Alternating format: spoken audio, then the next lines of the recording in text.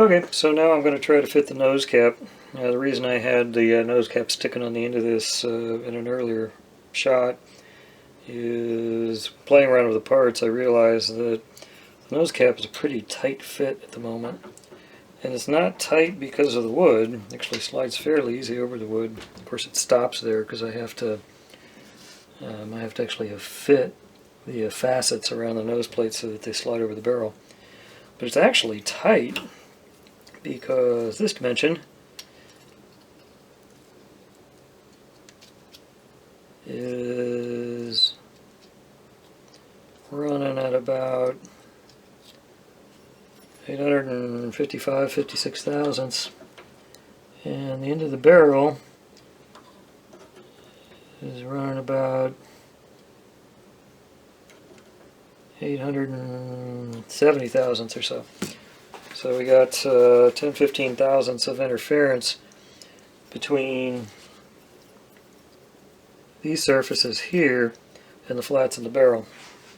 And I was just going to leave it because I can spring it to get it over the edge of the barrel, and then easily inlet this surface so that it's a nice tight fit, and file away the flats until it's just a nice fit. Then I realized when I go to pull the barrel out, this is always going to be pinching the barrel slightly, and that's probably going to be annoying. So right or wrong, I've decided I'm going to work down these surfaces just a little bit. I say probably only need to come in about 10 thousandths. The only thing I'm a little bit worried about is that surface is in plane with the flat. So these flats, I need to hit dead nuts so that there's not a gap between them and the face of the muzzle of the barrel. But I think I can do that. So I'm going to just really slowly file away on these surfaces, and I'll do that off camera so that you guys aren't watching a lot of me filing again. Alright, so you can see I filed in on these faces, which bumped these facets in a little bit, but this is just now kind of a nip fit over the barrel. If you've ever used feeler gauges to set valve clearances, that's kind of the fit I was going for. It just sort of nips as it goes on there. So I'm going to change camera battery, and then we'll put some inletting color on here and see what we need to do for the rest of the filing on these facets. So Kibler's video doesn't explain a lot about a procedure for figuring out how much to file back on these remaining 3 surfaces. Now it would have been 5, so that it's just a very slight fit over the barrel. What he does describe is when you slide this on and it jumps up over, you don't want to feel it hopping up over the barrel like that. So I'm going to try what we've been doing all along and put a little bit of Prussian blue on the tip of the barrel here.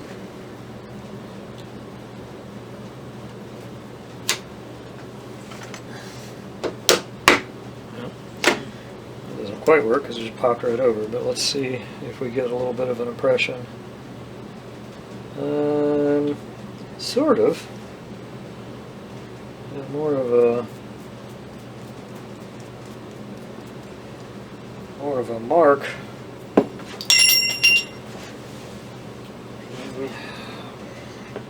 More of a mark where the steel kind of dented the brass than a Prussian blue.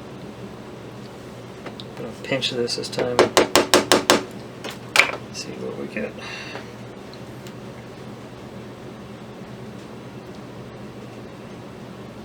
Yeah, you're not going to be able to see it on camera, but I can kind of see where the corners of the barrel are below these surfaces. So it doesn't give me a lot to go on, but I'm going to throw this in another vise and see if I can't take those surfaces down a little bit and make that a slip fit. You can see that little bright spot there in the brass. What I've done is kind of pinched that down so it wouldn't pop up over the barrel, and then wrapped on it lightly with a small hammer. And that brass, shiny brass mark, there's actually one of those on each of those 3 facets. that shows you where the barrel was digging into the brass. So I'm going to file down to that line.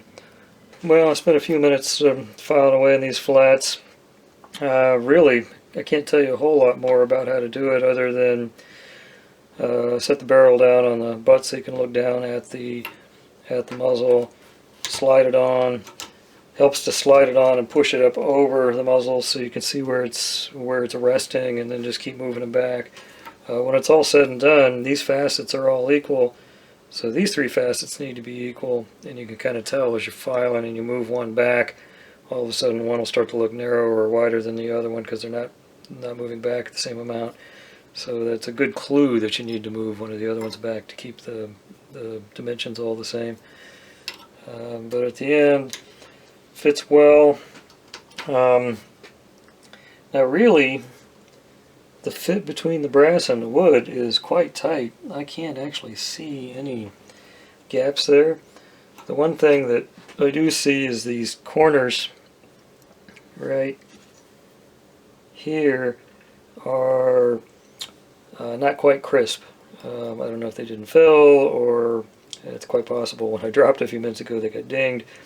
Regardless, there's a lot of extra length here. Well, I shouldn't say a lot. There's 20-30 thousandths extra length there. So what I've decided to do is just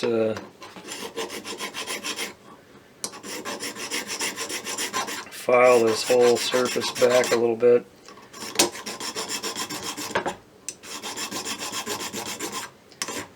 Just to crease those corners, nice crisp corners. And you can see where there's a little bit of a dimple where I'm not filing yet. That shows up as a bit of a gap at the very top. Probably not really necessary here, but while I'm here, I might as well do it as best I can. Now I'm trying to file even on this whole surface so that we're not creating a taper or an angle. Chances of me being perfect at that are slim to none. But when we're done, if there's a gap, I can put the transfer color on here and trim the wood back to fit. So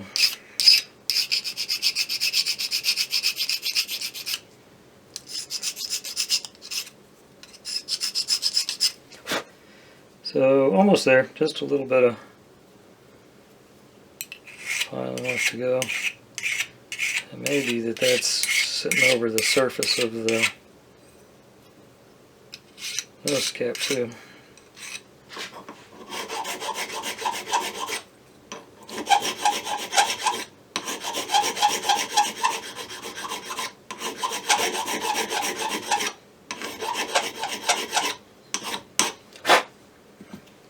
Okay, that's getting pretty close.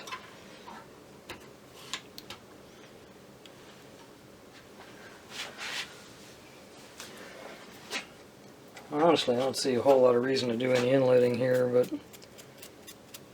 come this far, I might as well see where it's touching the wood. So just put a little bit of transfer color on there.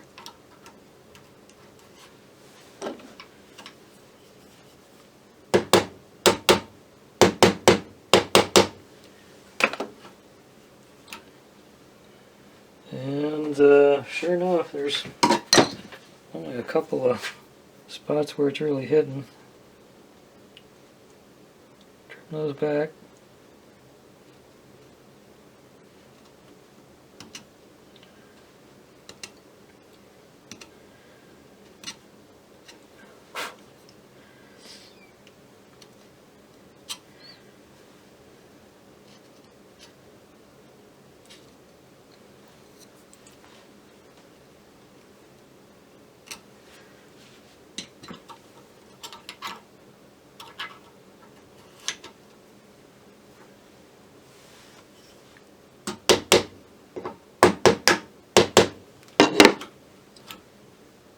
Yeah, now we're getting much more consistent. It's all kind of down at the base.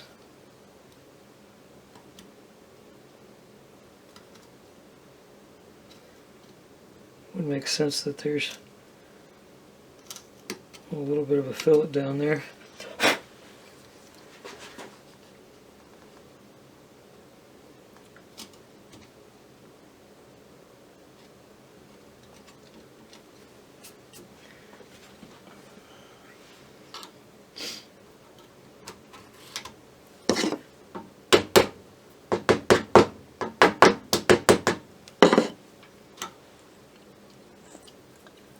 Now we're starting to hit along the top as well. Get the optivisor out here, see if I can see anything that's going to irritate me down the road.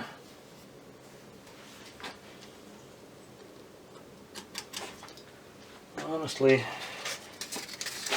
the wood's sticking out of the brass by a fair amount. That creates a bit of a shadow line.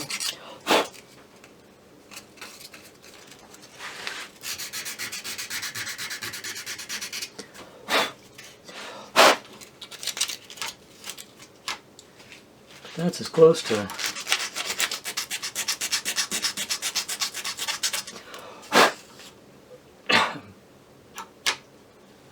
to gap free as I need it to be. So, so now I'm going to epoxy the nose cap onto the stock.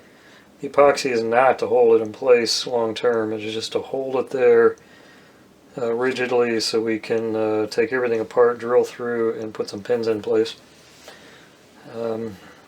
Since we're going to have some epoxy here, and the barrel is in the stock, and it needs to be in the stock when I put this in, I don't want to accidentally glue the barrel to the stock. Kibler recommends putting some beeswax in there. I'm going to go a slightly different route. I'm just going to slide a piece of saran wrap, plastic wrap, whatever you want to call it. This is the super cheap stuff that you get. The advantage of the super cheap stuff is it's super thin. So I'm going to put that in place, and then I'm going to stick the barrel pin back in just to make sure everything's tight. Okay, so if the epoxy does ooze out and get where it's not supposed to get, it'll be on the plastic wrap and not on the barrel. If you're not familiar with epoxy, or if you're prone to not paying any attention to the directions, I advise you not to do that with epoxy. Epoxy has a mix ratio. You want to be mindful of that. This particular epoxy is a weight ratio, so I'm actually going to weigh out just a little bit. I'm actually weighing out 5 grains, which seems kind of appropriate, seeing as how I'll be weighing other things in grains with this rifle someday soon, hopefully. So it gives me the right at 10. The other thing that people don't do when they're mixing epoxy is mix it appropriately. If it says mix 60 seconds, it means 60 seconds. In a former life and a former job, I actually had to do a study on the effect of mixing epoxy for true 60 seconds or what felt like a minute when you're doing it. So when they say mix it for 60 seconds, you really want to. And of course, since I'm talking now, I haven't been counting, but I'm going to fast forward past this anyway. That way you can't tell if I cheat. No.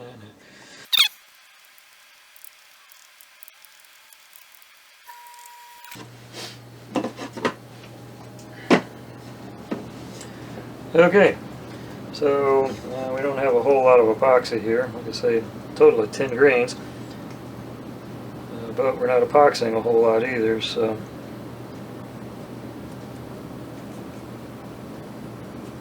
and the whole idea here is just to hold this thing in place until we can get pins into it.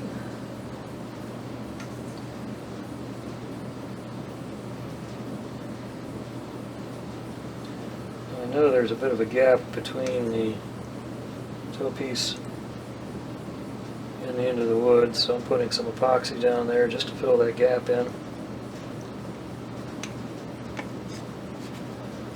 And here's where we get messy.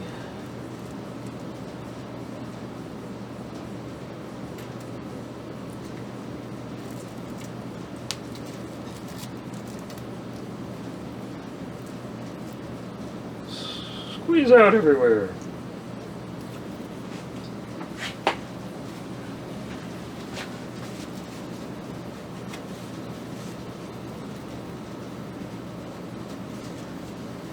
Take the excess off. There'll be a fair amount of filing going on up here, so I'm not worried about the epoxy being on the surface of the wood. I'll end up filing that down a fair amount. And that will give me a nice even surface for my stain to take effect. However,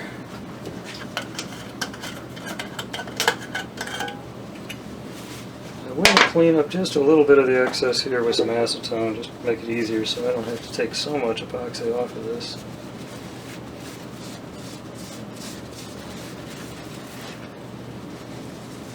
Acetone's not the best thing for you in the world, so if you're not wanting to be around it,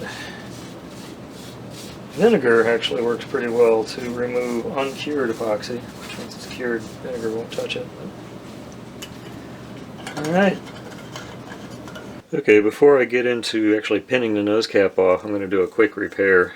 When I received the stock, there's a very, very thin-walled piece right along the top edge of the stock that fits under the nose cap that was almost splintered off, and I think somewhere along the handling I snagged that on something and it started to peel away.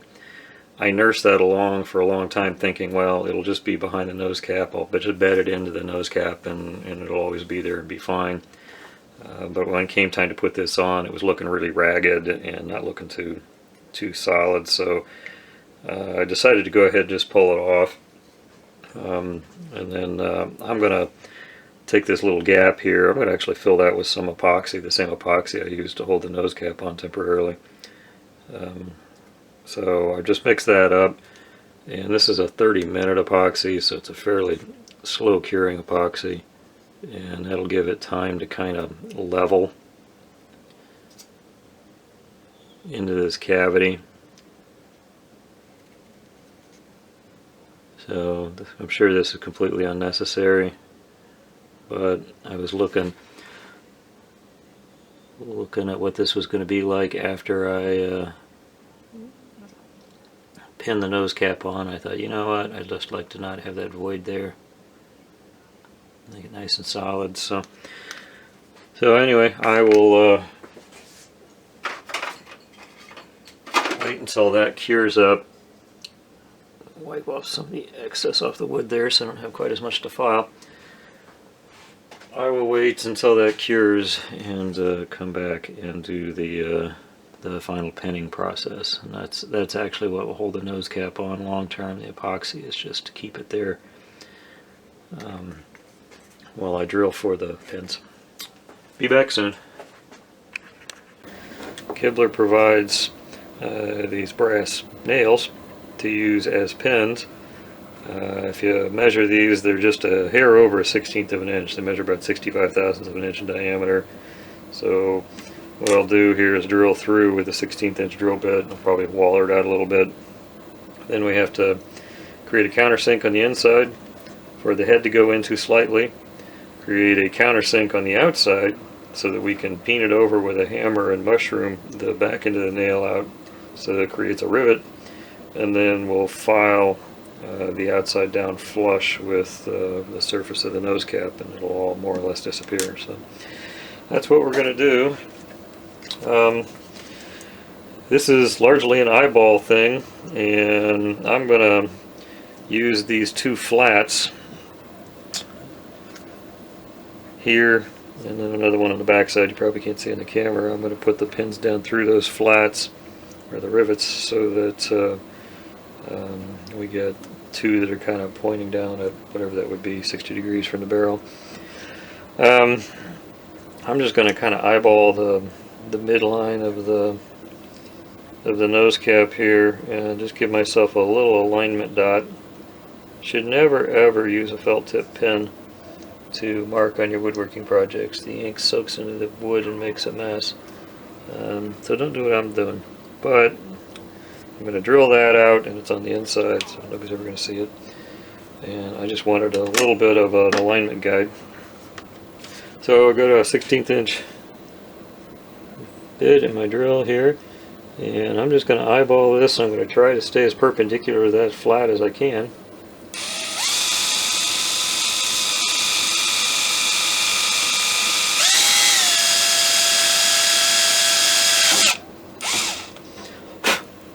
Alright, that actually worked better than I thought. One of the things I was worried about is the wood is very, very thin there, and it's obviously a lot softer than the metal. And once the bit gets through the wood, you're going to have to push against the metal, and there's going to be a tendency to waller out the wood. And I didn't want to have that happen, but it worked out pretty well.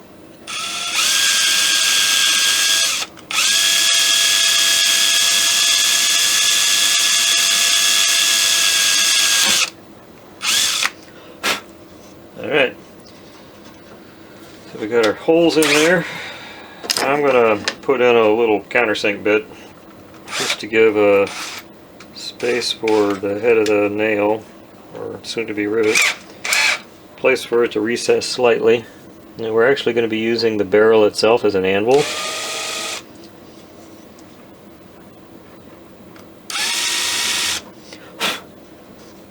So we don't want to take that too terribly deep.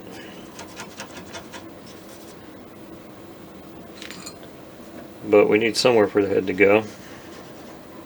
I'm using the square edge of this file as a scraper just to kind of clean up some fuzzies from that. I didn't get a very clean countersink on that. See if I can clean it up a little bit.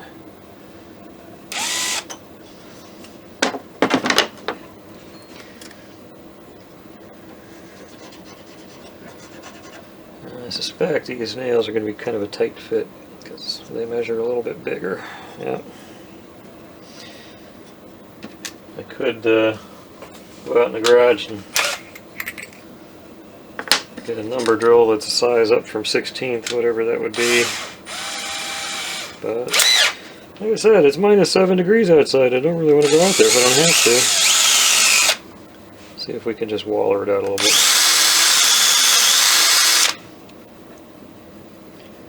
Only need a few thousandths of an inch.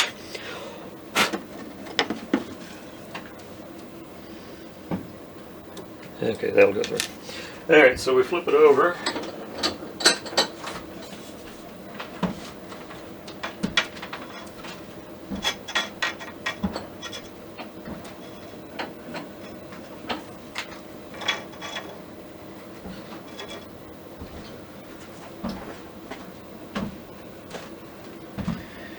And we'll use that same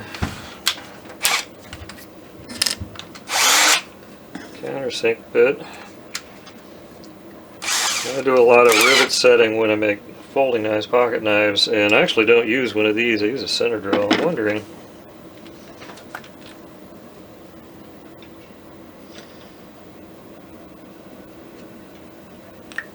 Yeah, that might be a little bit better.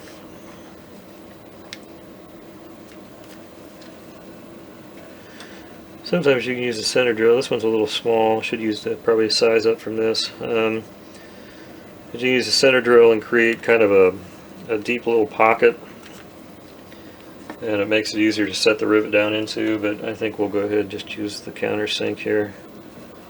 You could probably just use a slightly larger drill bit if that's all you got. That's all we're looking for, is just a little bit of a countersink. Give somewhere for that rivet to mushroom into.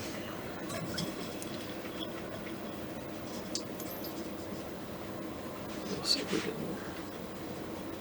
actually do this here upside down. Oh.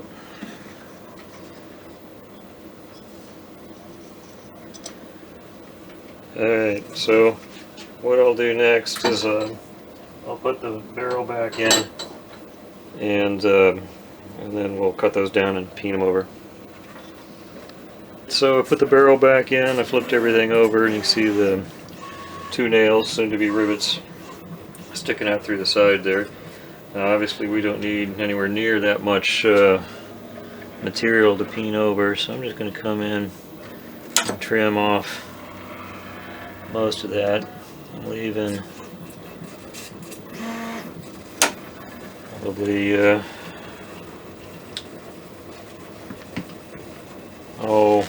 I'm going to aim for about a 1/16 of an inch when I'm done here. I've got quite a bit more than that, but I want to file off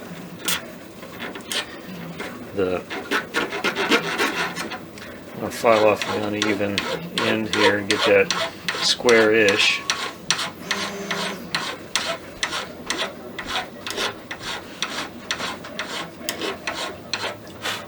I'm not really looking for square so much as I just don't want this smushed off, pinched off cut surface there, because that'll fold over and you'll get what blacksmiths call a cold shut. You'll have that metal folded over, and then as you file through to flush up the head of the rivet with the surface of the nose cap, you have potential for that line to show up. You don't want that. So I'm just looking really for a clean surface that's not going to give me some thin bit of metal that's going to fold over. Okay, so probably got closer to an 1/8 and a 1/16 inch sticking up there.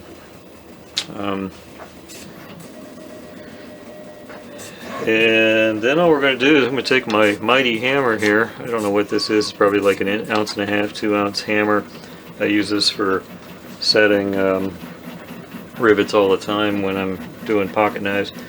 And again, we're using the barrel as the anvil, and this is literally a death by 1,000 cuts kind of scenario here. So I'm gonna just slowly work that in.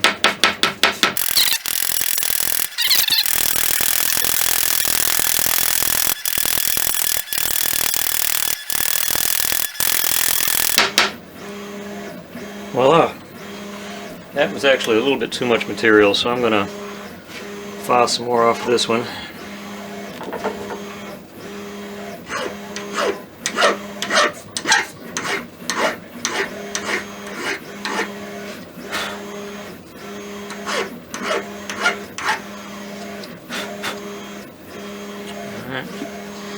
Now people who really know what they're doing will always tell you use the peen side of the hammer to get a better spread. I'm sure that's true. I'm not good enough with the hammer to be hitting that very accurately, so I'll switch over to the flat side a lot just to give myself ability to put a little more energy into the blows, and then I'll switch back to the peen side when I want to spread it more.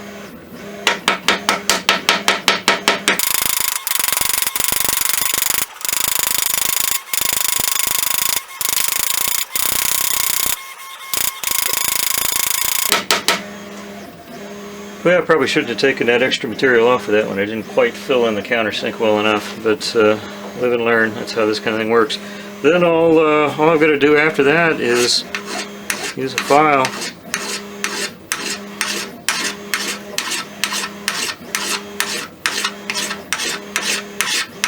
File her down flush.